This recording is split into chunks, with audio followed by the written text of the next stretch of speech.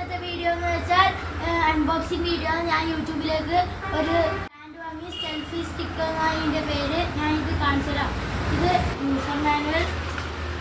ഇതാണ് നമ്മുടെ സാധനം. നമുക്ക് ഇവിടെ ഒരു സ്റ്റാൻഡും കിട്ടിയിട്ടുണ്ട്. ഇത് നമ്മൾ ഇങ്ങനെ വെച്ചിട്ട് ഇത് സെറ്റ് ചെയ്യാം.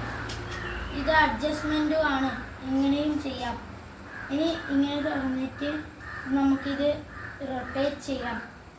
ഇതാണ് ബ്ലൂടൂത്ത് റിമോട്ട് കൺട്രോൾ. നമ്മളിത് മൊബൈലിൽ കണക്ട് ചെയ്തിട്ട് നമുക്കിത് ഇതാക്കാം.